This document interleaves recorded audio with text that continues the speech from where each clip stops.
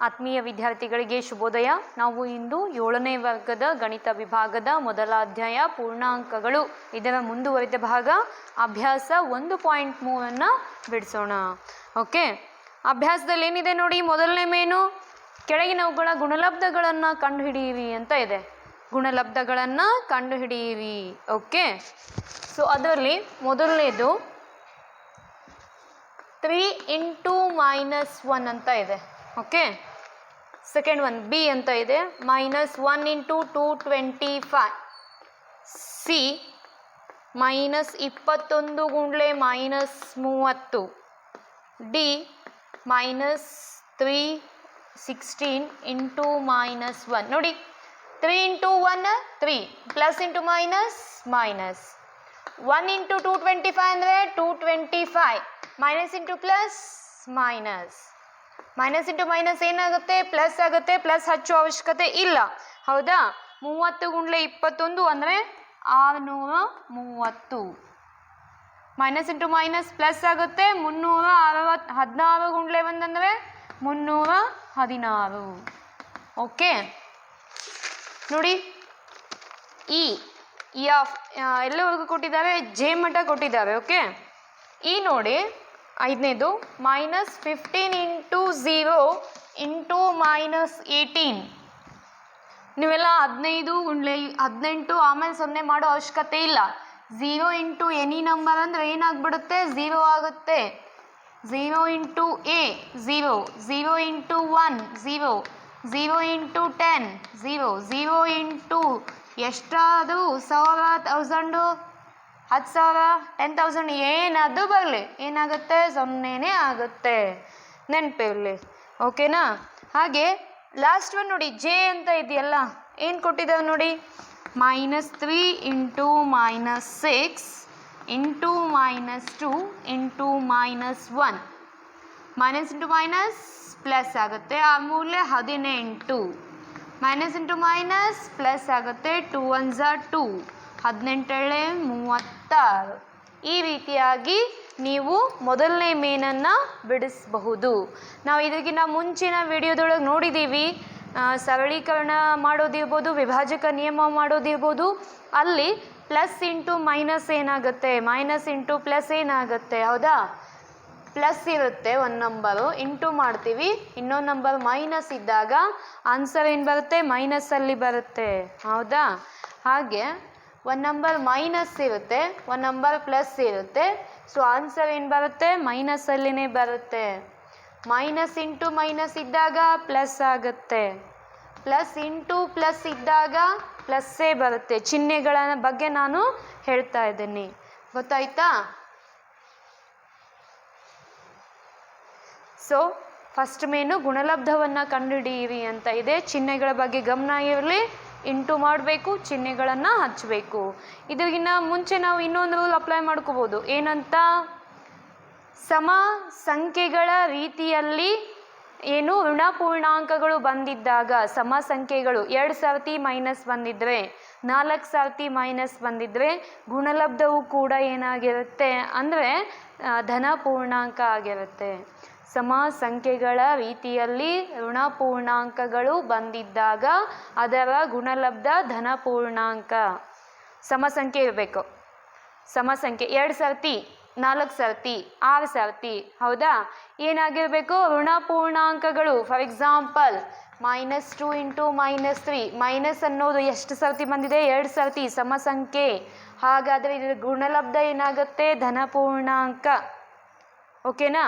ಅದೇ ರೀತಿ -5 × -2 -3 × -2 ಎಷ್ಟು ಸರ್ತಿ, 4 ಸರ್ತಿ ಬಂದಿದೆ, ಆನ್ಸರ್ ಏನು ಬರುತ್ತೆ, ಧನ. ನೋಡಿ, 5 10, 13 30, 30 60. Minus into minus plus, plus into minus minus, minus into minus plus. ಹೀಗೆ ಮಾಡಿದ್ದು ಓಕೆ. ಇಲ್ಲ ಅಂದರೆ ರೂಲ್ಸ್ ಪ್ರಕಾರ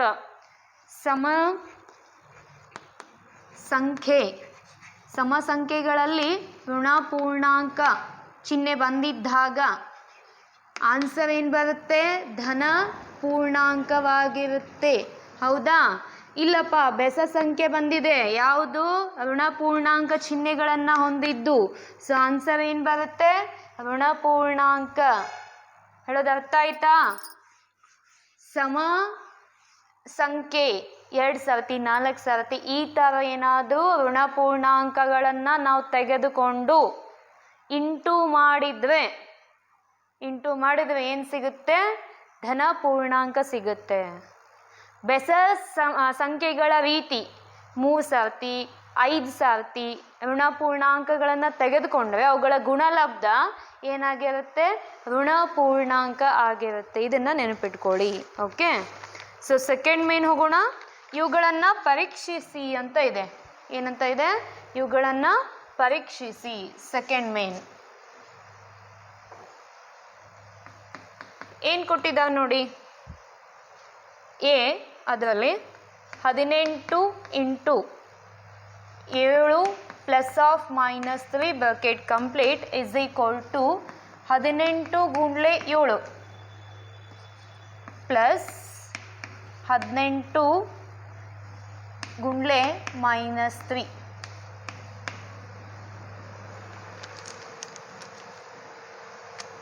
ಓಕೆ, ಸೊ ಎಡಭಾಗವನ್ನು ಮೊದಲು ಬಿಡಿಸ್ಕೊಳ್ಳೋಣ, ಆಮೇಲೆ ಬಲಭಾಗವನ್ನು ಬಿಡಿಸ್ಕೊಳ್ಳೋಣ. ಓಕೆ, ಎಡಭಾಗ ಏನಿದೆ?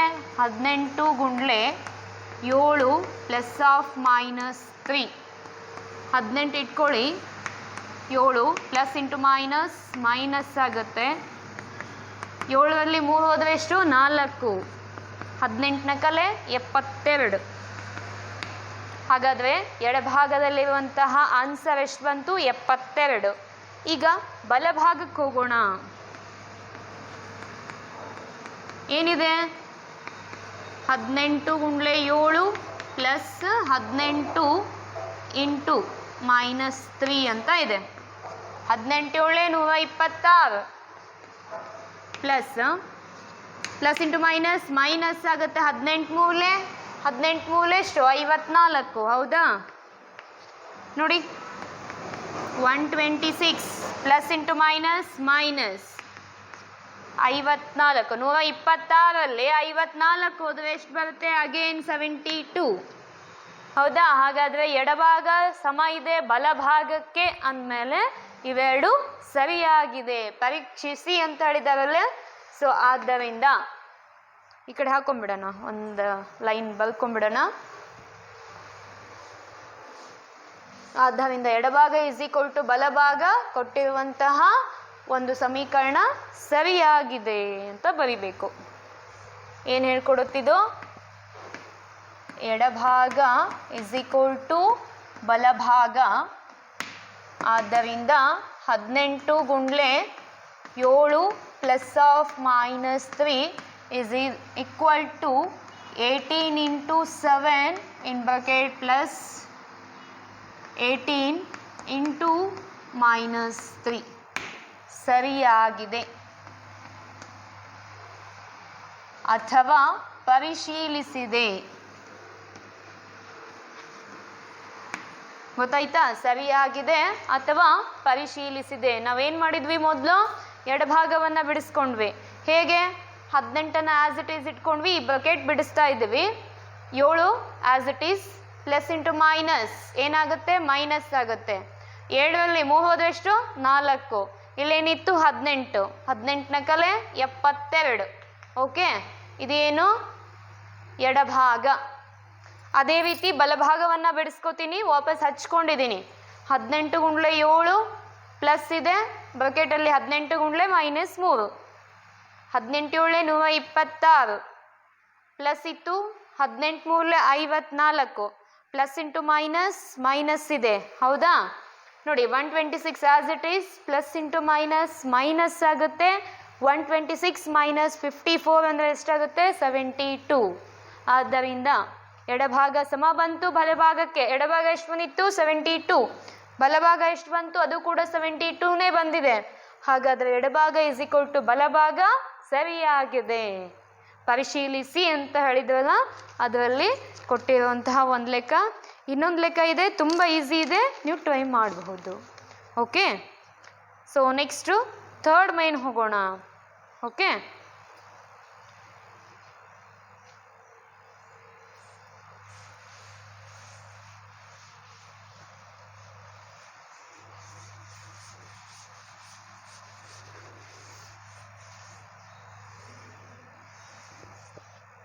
ನೋಡಿ ಥರ್ಡ್ ಮೇನಲ್ಲಿ ಏನು ಹೇಳಿದ್ದಾವೆ, ವಾಕ್ಯ ರೂಪದ ಪ್ರಶ್ನೆಗಳನ್ನು ಕೊಟ್ಟಿದ್ದಾವೆ, ನಾವು ಅವನ್ನ ಸಾಲ್ವ್ ಮಾಡಬೇಕು.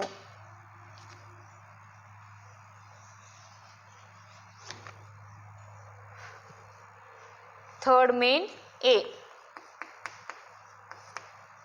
ಯಾವುದೇ ಪೂರ್ಣಾಂಕ ಎಗೆ -1 ಇಂಟು ಎ ಯಾವುದಕ್ಕೆ ಸಮ ಅಂತ ಹೇಳಿದ್ದಾರೆ.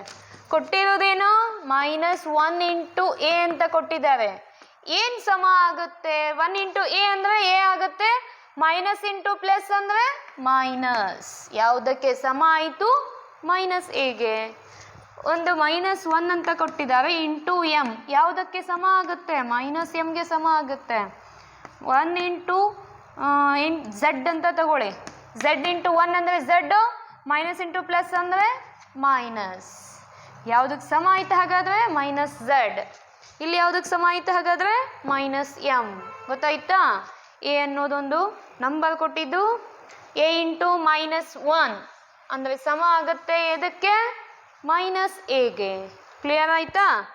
ಸೊ ಸೆಕೆಂಡ್ ಒನ್ ಬಿ ಕೊಟ್ಟಿದ್ದಾವೆ ನೋಡಿ, -1 ಮುಂದಿನ ಗುಣಲಬ್ಧಗಳನ್ನು ನಿರ್ಧರಿಸಿ ಅಂತ ಹೇಳಿದ್ದಾವೆ.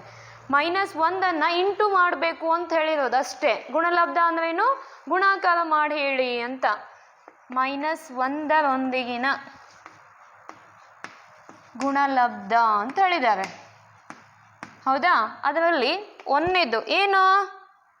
-22, ಎರಡನೇದು 37, ಮೂರನೇದು ಸಿ ಕೊಟ್ಟಿದ್ದಾವೆ 0 ಅಂತ ಹೇಳ್ಕೊಟ್ಟಿದ್ದಾರೆ.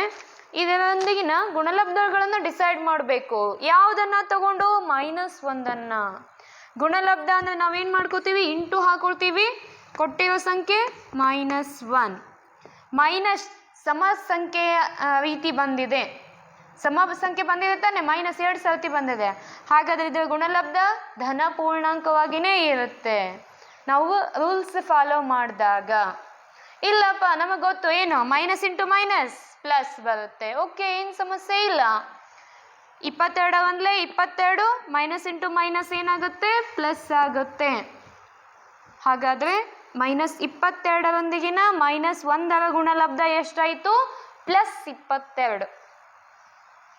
-22 -1 -22 ಮತ್ತು -1 ಇದರ ಗುಣಲಬ್ಧ ಎಷ್ಟು ಬಂತು?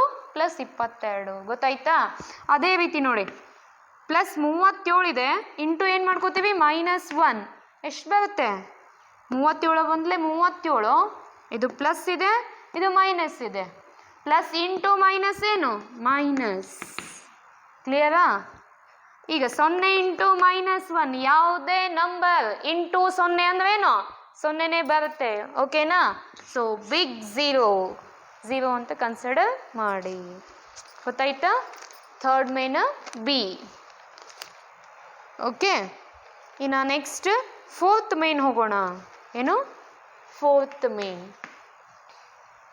-1 ಇಂಟು 5 ಆರಂಭಿಸಿ. ಹೌದಾ? -1 ಇಂಟು 5 ಆರಂಭಿಸಿ ಏನು ಮಾಡಿದ್ದಾರೆ? -1 ಇಂಟು -1 = 1 ವಿನ್ಯಾಸವನ್ನು ಬರೆಯಿರಿ ಅಂತ ಹೇಳಿದ್ದಾರೆ. ಹೌದಾ? ಸೊ -1 ಇಂಟು 5, ಆಮೇಲೆ -1 ಇಂಟು 4, -1 ಇಂಟು 3, 2, 1, 0, -1. ಓಕೆ ನೋಡಿ, -1 ಇಂಟು 4 ಹೌದಾ? ಎಷ್ಟು ಬರುತ್ತೆ? -4. 1 into 3 -3, 1 into 2 -2, 1 into 1 -1, 1 into 0 0, -1 into -1 ಎಷ್ಟಾಗುತ್ತೆ? +1 ಆಗುತ್ತೆ. ಹೌದಾ? ಏನು ಹೇಳಿದ್ದಾರೆ? ಇದರ ವಿನ್ಯಾಸವನ್ನು ಪೂರ್ಣಗೊಳಿಸಿ ಅಂತ ಹೇಳಿದ್ದಾರೆ. ಬಂದಿದೆಯಾ? ಇದನ್ನು ಇನ್ನೊಂದು ರೀತಿಯೂ ಮಾಡ್ತಾರೆ. ಸೊ ಇದು -5 ಇಂಟು 1 = ಏನಾಯಿತು? -5 ಆಯಿತು. ಇಲ್ಲೇನು ಬಂದಿದೆ ನೋಡಿ? -4 ಬಂದಿದೆ, ಅಂದರೆ -5 + 1. ಇದನ್ನೇನಂತ ಬರಿತೀವಿ? -4 + 1, -3 + 1, -2 + 1, -1 + 1. ಹಾಗೆ ನೆಕ್ಸ್ಟ್ ಏನಂತ ಬರಿತೀವಿ? 0. -1 ಆದಮೇಲೆ 0 + 1. +1ರ ವಿನ್ಯಾಸ ಅಂತಲೂ ಹೇಳ್ಬೋದು, ಅಥವಾ -1 × -1 ಬಂದಿದೆಯಾ? -1 × 5ದಿಂದ ಆರಂಭಿಸಿ ಈ ಒಂದು ವಿನ್ಯಾಸವನ್ನು ಪೂರ್ಣಗೊಳಿಸಿ ಅಂತ ಹೇಳಿದ್ದಾರೆ. -1 × 5 ಎಷ್ಟು ಬರುತ್ತೆ? 1 × 5 ಅಂದರೆ 5, ಮೈನಸ್ ಇಂಟು ಪ್ಲಸ್ ಮೈನಸ್. 5 ಆದಮೇಲೆ 4 ತೊಗೊಳ್ತೀನಿ, ಆಮೇಲೆ 3 2 1 0 0 ಆದಮೇಲೆ -1. ಹೇಗೆ ನೀವು ಸಂಖ್ಯಾ ರೇಖೆ ಬರೀತಿದ್ರಲ್ಲ, ಹೌದಾ? ನಾವು ಹಿಂದ್ಗಡೆಯಿಂದ ಬರ್ತಾ ಇದ್ದೀವಿ. 5 ಆದಮೇಲೆ 4 4 ಆದಮೇಲೆ 3 2 1 0 ಆಮೇಲೆ ಏನು? -1. ಕ್ಲಿಯರ್ ಆಯ್ತಾ? -1 × -1 ಏನಾಗುತ್ತೆ? +1 ಬರುತ್ತೆ. ಸೊ ಇಷ್ಟು ಬರೆದ್ರು ಓಕೆ, ಏನು ಸಮಸ್ಯೆ ಇಲ್ಲ. ಓಕೆನಾ? ಸೊ ನೆಕ್ಸ್ಟ್ 5th ಮೇನ್ ಹೋಗೋಣ. ನೆಕ್ಸ್ಟ್ ಯಾವುದು? 5th ಮೇನ್ ಏನು ಹೇಳಿದಾವೆ ನೋಡಿ. ಸೂಕ್ತ ಗುಣಧರ್ಮ ಬಳಸಿ ಗುಣಲಬ್ಧ ಕಂಡು ಹಿಡಿಯಿರಿ. ನಾವು ಗುಣಲಬ್ಧವನ್ನು ಕಂಡು ಹಿಡಿತೀವಿ, ಆದರೆ ನಾವು ಪ್ರಾಪರ್ಟೀಸ್ ನೋಡಿದೀವಿ ತಾನೆ. ಗುಣಾಕಾರದ ಪರಿವರ್ತನೀಯ ನಿಯಮ, ಸಹವರ್ತನೀಯ ನಿಯಮ, ವಿಭಾಜಕ ನಿಯಮವನ್ನು ನೋಡಿದ್ದೀವಲ್ಲ, ಅವುಗಳನ್ನು ನಾವೇನು ಮಾಡಬೇಕು? ಇಲ್ಲಿ ಯೂಸ್ ಮಾಡ್ಕೋಬೇಕು. ಹೌದಾ? ಯೂಸ್ ಮಾಡ್ಕೊಂಡ್ಮೇಲೆ ನಾವು ಆನ್ಸರನ್ನು ಈಸಿಯಾಗಿ ತೆಗಿಬಹುದು ಅಂತ ಹೇಳಿದ್ದಾರೆ. ಸೊ 5th ಮೇನ್ ಯಾವುದು? 5th main first one A ಅಂತ ತಗೊಳ್ಳಿ. ಸೊ ಹೆಡ್ಡಿಂಗ್ ಏನಿದೆ? ಸೂಕ್ತ ಗುಣಧರ್ಮಗಳನ್ನು ಬಳಸಿ ಗುಣಲಬ್ಧಗಳನ್ನು ಕಂಡುಹಿಡಿಯೋದು. ಓಕೆ, 26 ಇಂಟು ಇನ್ ಬ್ರಾಕೆಟ್ 48 -48 ಕೊಟ್ಟಿದ್ದಾರೆ. ಕಂಪ್ಲೀಟ್ ಪ್ಲಸ್ ಆಫ್ -48 ಇಂಟು -36 ಅಂತ ಕೊಟ್ಟಿದ್ದಾರೆ. ಓಕೆ, ಇಲ್ಲಿ ನೋಡಿ,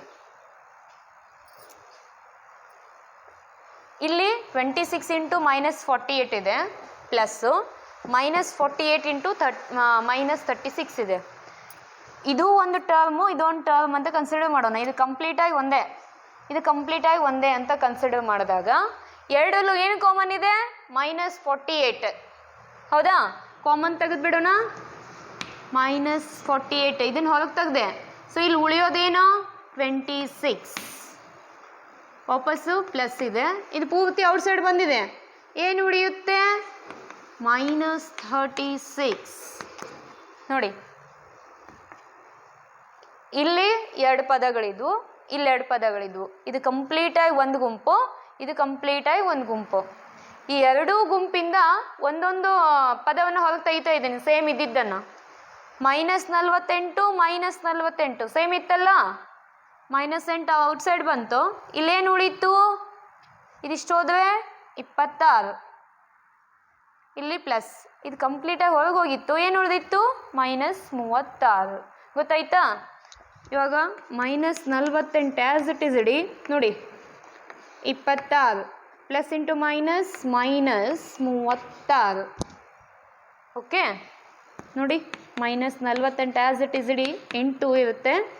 36ರಲ್ಲಿ 26 ಹೋದರೆ 10, ಬಟ್ -10 ದೊಡ್ಡ ಸಂಖ್ಯೆ ಚಿಹ್ನೆ ಮೈನಸ್, ಸೊ -10 ಅಂತ ಹೇಳ್ತೀವಿ. ಮೈನಸ್ ಇಂಟು ಮೈನಸ್ ಇದ್ದಾಗ ಪ್ಲಸ್ ಅಂತ ಹೇಳ್ತೀವಿ. 48 ಗುಂಡ್ಲೆ 10 ಅಂದರೆ 480. 480. ಓಕೆನಾ? ಇಲ್ಲಿ ನೋಡಿ, A into B plus C ವಿಭಾಜಕ ನಿಯಮ ಅಂತ ಹೇಳ್ತೀವಲ್ಲ, ಹೌದಾ? A into B plus C ಇದನ್ನೇನಂತ ಮಾಡ್ತಿದ್ವಿ? AB, ಹೌದಾ? ಪ್ಲಸ್ AC, ಹೌದಾ? AB ಪ್ಲಸ್ AC, ಹೌದಾ? ಇಲ್ಲಿ ನಾವು ಯೂಸ್ ಮಾಡಿ ಅವ್ರು ಕೊಟ್ಟಿದ್ದು ವಿಭಾಜಕ ನಿಯಮನ ಬೆಳೆಸ್ಕೊಟ್ಟಿದ್ದು, ನಾವು ಅದನ್ನು ಏನು ಮಾಡ್ಕೊಂಡ್ವಿ? ಈ ಥರ ಮಾಡ್ಕೊಂಡ್ವಿ. ಸೊ ಈ ನಿಯಮವನ್ನು ನಾವೇನು ಮಾಡಬೇಕು? ಉಲ್ಟಾ ಹೇಳಬೇಕಾಗುತ್ತೆ ಇವಾಗ, ಹೌದಾ? ಹೇಗೆ ಹೇಳ್ತೀರಾ? AB plus AC is equal to ಏನಂತ ಹೇಳ್ತೀರಾ? A ಕಾಮನ್ ಇದೆ B ಪ್ಲಸ್ Cಗೆ, ಹೌದಾ? AB ಪ್ಲಸ್ AC, AB ಇದೇನು? AC, ಕಾಮನ್ ಏನು ಎ ಬಿ ಪ್ಲಸ್ ಸಿ. ಹೌದಾ?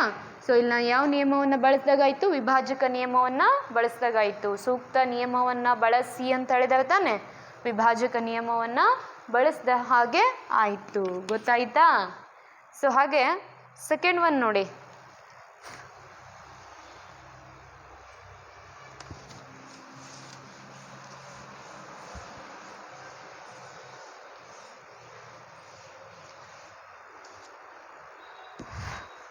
ಬಿ ಅಂತ ತಗೊಳ್ಳಿ. Second one 8 into 53 into -125.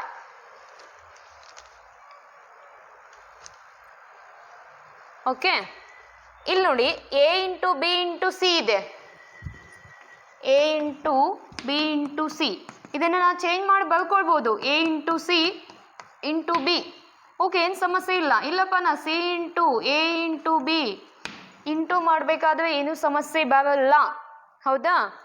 So ಈ ರೀತಿ ಇದ್ದಾಗ ನಾವೇನು ಮಾಡ್ತೀವಿ? ಆವೃತ ಗುಣವನ್ನು ನೋಡ್ತೀವಿ. ಹೌದಾ? ಸೊ 8 into -125 into 53 ನೋಡಿ, A into B into C, A into C into B, ಏನು ಸಮಸ್ಯೆ ಆಗಲ್ಲ. ಹೌದಾ? ಹಾಂ, ಇವಾಗ ನೋಡಿ 125 ಎಂಟ್ಲೆ ಎಷ್ಟು ಬರುತ್ತೆ? 1000 ಬರುತ್ತೆ. ಹೌದಾ? 125 ಎಂಟ್ಲೆ ಎಷ್ಟು? 1000 ಅಂತ ತಗೊಳ್ತೀವಿ. ಸೊ ಪ್ಲಸ್ ಇಂಟು ಮೈನಸ್ ಏನಾಗುತ್ತೆ? ಮೈನಸ್ ಆಗುತ್ತೆ. ಉಳಿದಿರೋದೆಷ್ಟು? 53. Plus into minus minus. 53 ಒಂದಲೇ 53. ಮುಂದೆ ಎಷ್ಟು ಸೊನ್ನೆ ಇದೆ? 3 ಸೊನ್ನೆ. ಈಸಿಯಾಗಿ ನಾವು ಕ್ಯಾಲ್ಕುಲೇಷನ್ ಮಾಡಬಹುದು. A into B into C ಇತ್ತು. ನಾನು ಸಿನ ನಡಕ್ಕೆ ಹಾಕ್ಕೊಂಡೆ, ಬಿನ ಈ ಕಡೆ ಹಾಕಿದೆ. ಇಂಟು ಇದೆ, ಏನು ಸಮಸ್ಯೆ ಆಗಿಲ್ಲ. ಹೌದಾ? So 25 ಎಂಟ್ಲೆ 1000 plus into minus minus into 53. 53 ಗುಂಡ್ಲೆ 1000 ಅಂದರೆ 53,000 ಬರುತ್ತೆ. ಮೈನಸ್ ಇಂಟು ಪ್ಲಸ್ ಅಂದರೆ ಮೈನಸ್ ಬರುತ್ತೆ. ಗೊತ್ತಾಯ್ತಾ? ಈ ರೀತಿಯಾಗಿ ನಾವು ಸೂಕ್ತ ನಿಯಮವನ್ನು ಬಳಸಿ ಪ್ರಾಬ್ಲಮ್ಸ್ನ ಸಾಲ್ವ್ ಮಾಡಬೇಕು ಅಂತ ಹೇಳಿದ್ದಾರೆ. ಇನ್ನೊಂದು 2 ಲೆಕ್ಕ ಬಿಡಿಸ್ಬಿಡೋಣ ಇದರಲ್ಲಿ. ಓಕೆ,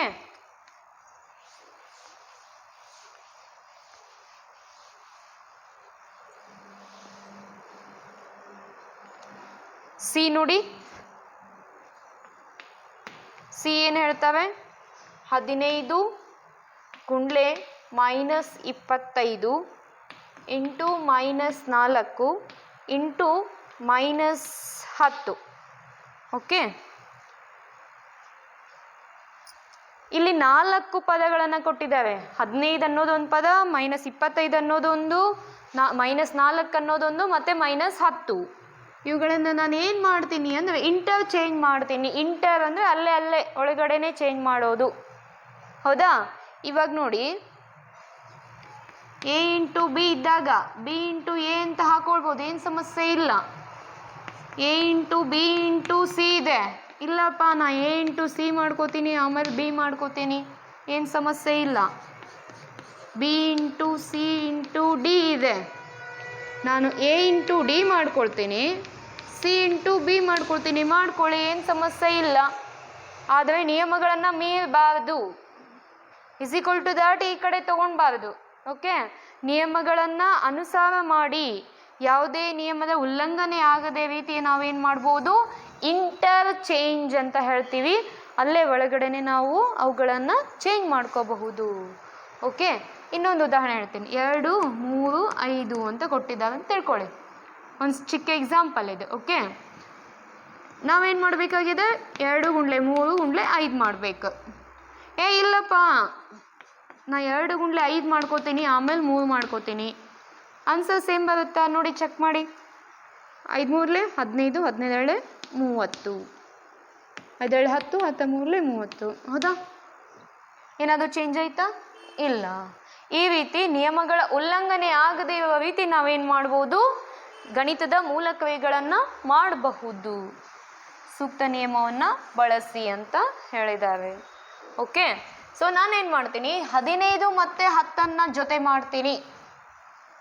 15 ಗುಂಡ್ಲೆ -10 ಇಂಟು -25 ಮತ್ತು -4 ನೋಡಿ, ಇವೆರಡಕ್ಕೂ ರೌಂಡ್ ಹಾಕಿದ್ದೀನಿ ನೋಡಿ. ಇವೆರಡರನ್ನು ಒಂದು ಗುಂಪು ಮಾಡಿದ್ದೀನಿ, ಲಾಸ್ಟ್ ಇದ್ದಿದ್ದನ್ನು ಇಂಟು ಮಾಡ್ಕೊಂಡಿದ್ದೀನಿ. ಏನಕ್ಕೆ? ನಮಗೆ ಮಲ್ಟಿಪ್ಲಿಕೇಶನ್ ಗುಣಾಕಾರ ಮಾಡೋದಕ್ಕೆ ಈಸಿ ಆಗಲಿ ಅಂದ್ಬಿಟ್ಟು ಅಷ್ಟೇ, ಮತ್ತೇನು ಉದ್ದೇಶ ಇಲ್ಲ. ಓಕೆನಾ? ಹಾಗೆ ಮಾಡಿದ್ರು ಬರುತ್ತೆ, ಬಟ್ ಸೂಕ್ತ ನಿಯಮ ಬಳಸಿ ಅಂತ ಹೇಳಿದ್ದಾರೆ.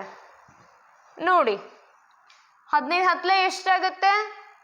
15 ಹತ್ತಲೆ 150 plus into minus minus. Okay, ಇಲ್ಲಿ ನೋಡಿ ಮೈನಸ್ ಇಂಟು ಮೈನಸ್ ಏನಾಗುತ್ತೆ? ಪ್ಲಸ್ ಆಗುತ್ತೆ. 25 ನಕಲೆ ಎಷ್ಟು? 100. 25 ನಕಲೆ 100. ನೀವು ಇದನ್ನೇ ಇಂಟು ಮಾಡಿನೇ ಇಡ್ಬೋದು, ಇಲ್ಲಾಂದ್ರೆ ಇಲ್ಲಿ ವಿಭಾಜಕ ನಿಯಮವನ್ನು ಅಪ್ಲೈ ಮಾಡ್ಬೋದು. ಹೇಗೆ? 150ನ್ನ 100 + 50 ಅಂತ ಮಾಡ್ಕೋಬಹುದು, ಹೌದಾ? ಸೊ ಆ ರೀತಿ ಮಾಡ್ಬೋದು, ಇಲ್ಲ ಬೆಟರ್ ಇದನ್ನು ಇಂಟು ಮಾಡಿದ್ರು ಓಕೆ. 150 ಒಂದ್ಲೆ ಅಂತ ಅನ್ನೋದು ಮಾಡಿಲ್ಲ, 15 ಒಂದ್ಲೆ 15 ಮಾಡಿ. ಎಷ್ಟು ಸೊನ್ನೆ ಇದಾವೆ? 3 ಸೊನ್ನೆ. 3 ಸೊನ್ನೆ ಆಸ್ ಇಟ್ ಈಸ್ ಇಟ್ಬಿಡ್ಬೇಕು. Minus into plus minus. ನೋಡಿ ನಾನು ಏನು ಮಾಡಿದೆ? 15 ಗುಂಡ್ಲೆ 25 ಗುಂಡ್ಲೆ 4 ಗುಂಡ್ಲೆ -10 ಇಷ್ಟು ಕೊಟ್ಟಿದ್ವಾ? 15 ಗುಂಡ್ಲೆ -10 ಒಂದು ಕಡೆ ತಗೊಂಡೆ, ಉಳಿದಿರೋದನ್ನು ಇನ್ನೊಂದು ಕಡೆ ಇಂಟು ಮಾಡಿಕೊಂಡೆ. 15 ಹತ್ತಲೆ 150 plus into minus minus. 25 ನಕಲೆ 100 minus into minus plus. 15 ಒಂದ್ಲೆ 15, ಮುಂದೆ 3 ಸೊನ್ನೆ ಇದು 3 ಸೊನ್ನೆ ಇಟ್ಟೀನಿ. ಸೊ ಎಷ್ಟಾಯ್ತು? 15,000 ಮೈನಸ್ 15,000 ಮೈನಸ್ 15,000. ಗೊತ್ತಾಯ್ತಾ? ಈ ರೀತಿಯಾಗಿ ನಾವು ನಿಯಮಗಳನ್ನು ಪಾಲನೆ ಮಾಡಿ. ಇನ್ನೊಂದು ಉದಾಹರಣೆ ಇದೆ ನೋಡಿ, ಎಂತ ಚೆನ್ನಾಗಿ ಕೊಟ್ಟಿದ್ದಾರೆ ಉದಾಹರಣೆ, ಈಸಿಯಾಗಿ ಬಿಡಿಸ್ಬೋದು. ಇದೇ ರೀತಿ ಈ ಒಂದು 5th ಮೇನಲ್ಲಿ ಇನ್ನೂ ತುಂಬ ಲೆಕ್ಕಗಳಿದಾವೆ, ಈಸಿ ಇದಾವೆ, ನೀವು ಟ್ರೈ ಮಾಡಬಹುದು. ಓಕೆ ನೋಡಿ, ಡಿ -41 ಇಂಟು 102 ಅಂತ ಕೊಟ್ಟಿದ್ದಾವೆ. -41 ಇಂಟು 102. ಏನು ನಮ್ಗೆ ಇಂಟು ಮಾಡೋದಕ್ಕೆ ಬರಲ್ಲ? ಬರುತ್ತೆ. ಯಾರು ಬರಲ್ಲ ಅಂತ ಹೇಳಿದ್ರು? ಆದರೆ ನಿಯಮವನ್ನು ಬಳಸಿ ಈಸಿಯಾಗಿ ಮಾಡ್ಕೊಳ್ಳಿ. ಹೇಗೆ? -41 ಆ್ಯಸ್ ಇಟ್ ಈಸ್ ಇಟ್ಕೋಬೇಕು. ಓಕೆ, ಇಂಟು 102 ಇದೆ 102. ಇದನ್ನು ಹೇಗೆ ಬರೀತೀನಿ ನೋಡಿ, 100 + 2. 100 + 2 ಇಸ್ ಈಕ್ವಲ್ ಟು 102, ಹೌದಾ? ಇದನ್ನು ಆ್ಯಸ್ ಇಟ್ ಈಸ್ ಬರ್ಕೊಂಡೆ 102ಅನ್ನು ಚೇಂಜ್ ಮಾಡಿದೆ. ಓಕೆ, ಇವಾಗ ನೋಡಿ ವಿಭಾಜಕ ನಿಯಮ ಏನು ಮಾಡ್ತೀವಿ? A into B plus A into C ಮಾಡ್ಕೊಳ್ತೀವಿ ತಾನೆ? ಅದೇ ರೀತಿ -41 ಗುಂಡ್ಲೆ 100, ಹೌದಾ? ಸೊ ಎಷ್ಟಾಗುತ್ತೆ? 4100. ಮೈನಸ್ ಇಂಟು ಪ್ಲಸ್ ಏನಾಗುತ್ತೆ? ಮೈನಸ್ ಆಗುತ್ತೆ. 41 2 82. -41 ಗುಂಡ್ಲೆ 100 ಅಂದರೆ -4100. -41 ಇಂಟು 2 ಅಂದರೆ -82. ಓಕೆ, ಮೈನಸ್ ಮೈನಸ್ ಇದ್ದಾಗ ಕೂಡಿಸ್ತೀವಿ. ಸೊ 4182 ದೊಡ್ಡ ಸಂಖ್ಯೆ ಚಿಹ್ನೆ ಮೈನಸ್. ಗೊತ್ತಾಯ್ತಾ ಮಕ್ಕಳ ಇವತ್ತಿನ ಪಾಠ? ಸೊ ಇವತ್ತು ನಾವೇನು ನೋಡಿದ್ವಿ? 1.3ದಲ್ಲಿ first main, second main, third ಮೇನನ್ನು ಅಭ್ಯಾಸ ಮಾಡಿದ್ವಿ. ಸೊ ಇವತ್ತಿನ ಗೃಹಪಾಠ ಏನಪ್ಪ ಅಂದರೆ, ಇವತ್ತಿನ ಗೃಹಪಾಠ 1.3 ಅಭ್ಯಾಸದಲ್ಲಿನ ಮುಖ್ಯ ಪ್ರಶ್ನೆ 1, 2 ಮತ್ತು ಮುಖ್ಯ ಪ್ರಶ್ನೆ 3, ಫಸ್ಟ್, ಸೆಕೆಂಡ್, ಥರ್ಡ್ ಮೇನ್ ಇದಾವಲ್ಲ, ಅದರಲ್ಲಿ ಉಳಿದಂತಹ ಕ್ವಶನ್ಗಳನ್ನು ಸಾಲ್ವ್ ಮಾಡೋದು, ಉಳಿದಂತಹ ಪ್ರಶ್ನೆಗಳನ್ನು ಸಾಲ್ವ್ ಮಾಡೋದು. ಓಕೆನಾ? ಧನ್ಯವಾದಗಳು.